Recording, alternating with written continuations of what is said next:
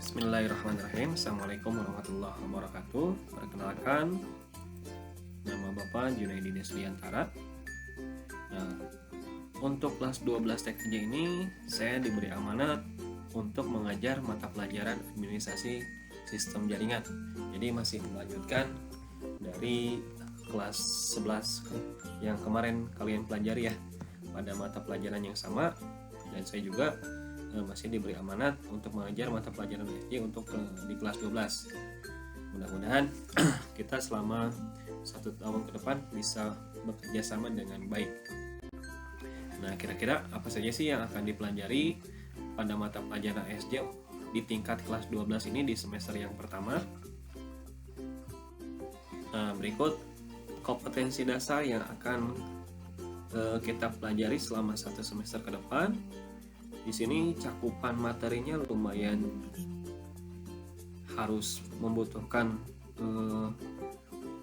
persiapan yang baik, kemudian dan kita juga harus belajar juga dengan baik dan fokus, karena kalian di kelas 12 sebentar lagi kalian akan lulus, dan di semester depan kalian akan menghadapi uji kompetensi untuk menentukan kelulusan kalian ya.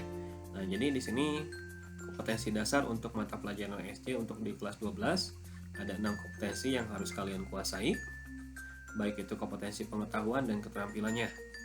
Nah, untuk kode yang 3 ini menunjukkan kompetensi dasar pengetahuan, dan untuk kode 4 ini menunjukkan keterampilan yang harus kalian miliki dan harus kalian kuasai. Nah, misalnya ini 3.10. Nah, kita akan mempelajari tentang kontrol panel hosting. Nah, di sini untuk sisi pengetahuannya. Nah, untuk sisi keterampilannya berarti kamu harus bisa untuk melakukan konfigurasi kontrol panel hosting. Kemudian 3.11 di sini ada mengevaluasi share hosting server. Kemudian keterampilannya kalian harus bisa mengkonfigurasi share hosting server. Dan kompetensi dasar yang lainnya, nah bisa kalian baca dan bisa kalian simak ya.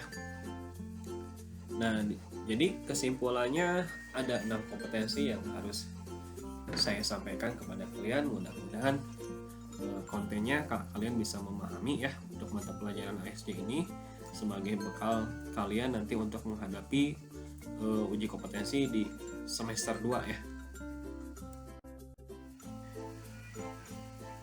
Nah, untuk selanjutnya itu ada kontrak belajar yang harus kalian perhatikan, apalagi kalian di sini sebagai kelas 12 harus memberikan contoh yang baik untuk adik-adik kalian ya.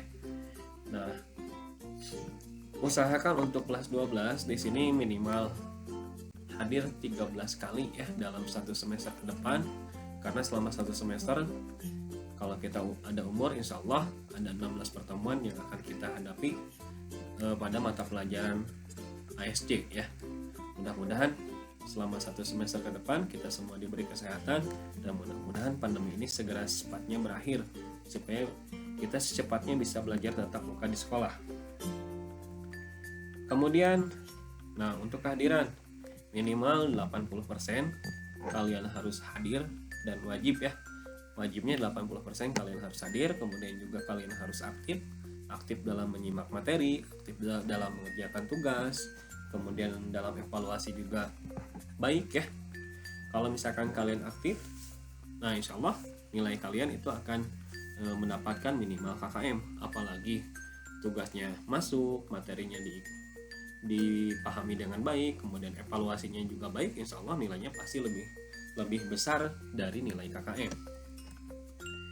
Dan untuk selanjutnya, untuk ketidakhadiran, nah saya harapkan apabila kalian tidak bisa hadir atau tidak bisa mengikuti pembelajaran, saya harapkan orang tua kalian memberikan konfirmasi kepada wali kelas ya. Jadi jangan kalian sendiri yang memberikan konfirmasi kepada wali kelas. Jadi diharapkan orang tua memberikan konfirmasi kepada wali kelas.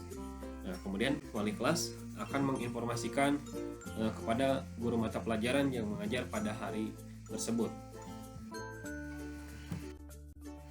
Selama dalam pembelajaran PDR atau belajar dari rumah, pembelajaran online sekarang ini ada beberapa media yang akan kita gunakan ya ke depan seperti apa.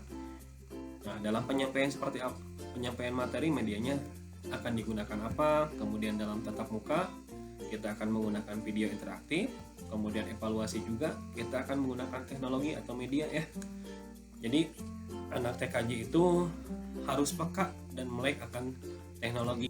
Nah, untuk penyampaian materi, nah di sini saya akan menggunakan dua media, yaitu Google Classroom dan WhatsApp Group ya.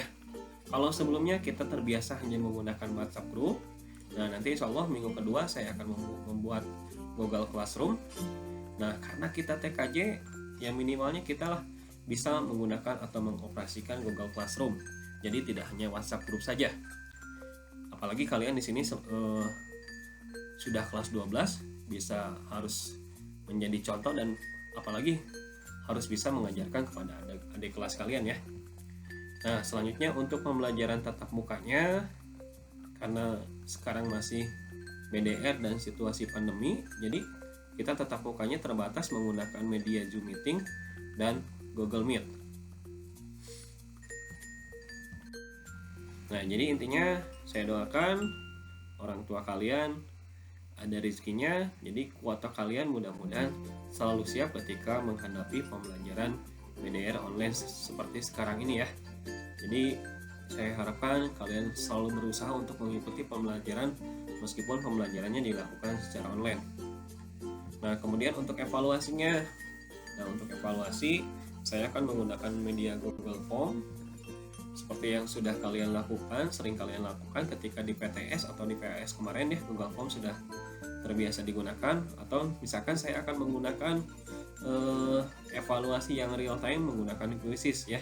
Jadi kalau misalkan dengan quizzes ini akan ketahuan misalkan 3 terbaik siapa, 3 terjelek atau terbawah siapa, jadi secara real time ya.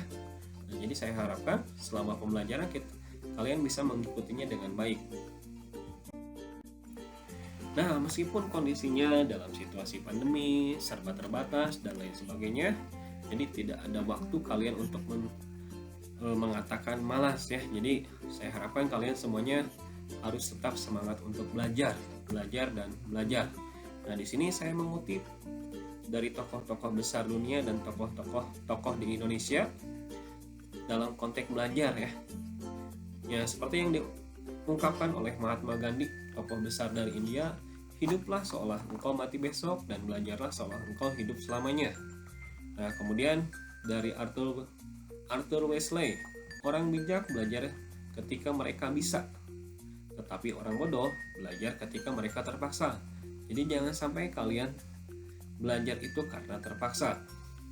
Kemudian dari sang motivator kita dari Indonesia, yaitu Bapak Mario Teguh, mengatakan orang-orang yang berhenti belajar akan menjadi pemilik masa lalu.